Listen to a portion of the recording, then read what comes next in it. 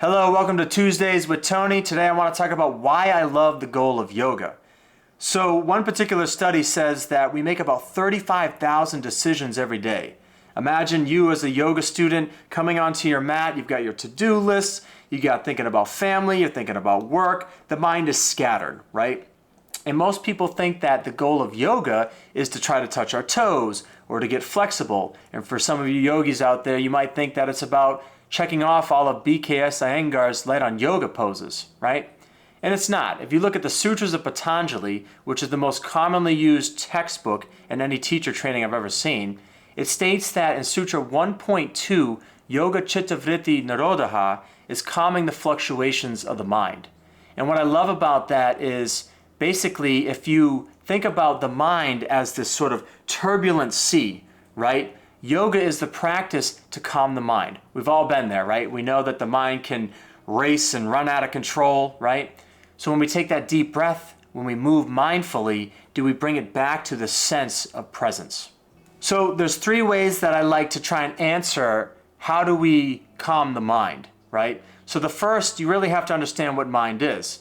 So for years I've been studying, philosophy of mind, looking at neuroscience, looking at the philosopher perspectives. So for those of you that are determinists, I apologize, I'm still a free will thinker. Basically, I still believe that the seat of consciousness belongs to us. And so having said that, we can control our actions and our thoughts on the yoga mat. The second thing I want to look at is Mihai Csikszentmihalyi's flow channel. So right now, some of you know that I'm doing my PhD in industrial organization psychology, where I'm actually looking at this concept of flow in the workplace to get more productivity and have more optimal experiences for not only the employees, but also the company. But let's relate it to yoga today. So if we were to draw out Mihai's flow channel, it would look something like this. We have on the x-axis, skills, and then on the y-axis, we have challenges. And basically, Mihai Csikszentmihalyi states that when you balance this challenge to skill ratio, do you find this flow channel? So let's go over an example that a particular yoga student might experience. So let's start with a beginning yogi. So warrior 3 is cued from a standing pose, and basically right away, the student might feel anxious, right? Because that's a tall order to ask, to go from standing pose to this very challenging pose, warrior 3. Now in time, as you keep showing up on your mat, you'll start to develop the skills to get into that warrior 3. And then all of a sudden you start to find yourself in the flow channel. But then there comes a time where you start to get maybe a little bored, right?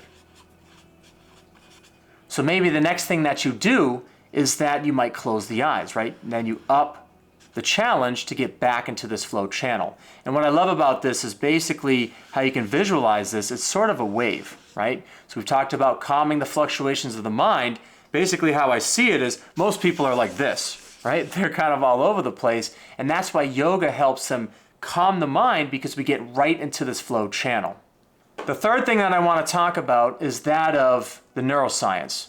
So right now I'm part of the Neuroscience Performance Coaching Program with Flow Research Collective, where I'm actually learning a lot about the brain, which is really cool. But the neuroscience is telling us something interesting, in that the brain waves in the prefrontal cortex, where all the sort of seat of cognition is, where we do a lot of our thinking, is reduced to alpha and theta brain activity, which is calmer waves compared to the thinking and the problem solving that we're doing most of the time during our days. That particular theory is called transient hypofrontality theory, where basically the prefrontal cortex activity diminishes and moves to the rest of the brain.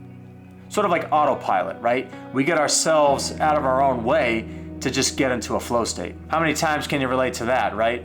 You know you've done Surya Namaskar a bajillion times. As soon as you start thinking about it, it just becomes jumbled. But when you let it flow, you let the sort of all that work and the routines that you put in place become subconscious. That's when you find that flow state. You just let it release. The takeaway is that the goal of yoga to me is about calming the fluctuations of the mind. How I like to do that, how I like to see that as a teacher, is really through the flow channel, where you are integrating both challenges and skills. So with that, I want to leave you with one thought, and it's that they say that to get into a flow state, you need to up the challenge by about 4%. Now I have still yet to figure out what that means on a yoga mat, but I'd love to hear what you think. Remember that success is not about good luck, it's good skills. So good skills to you, and we'll see you next time. Thank you.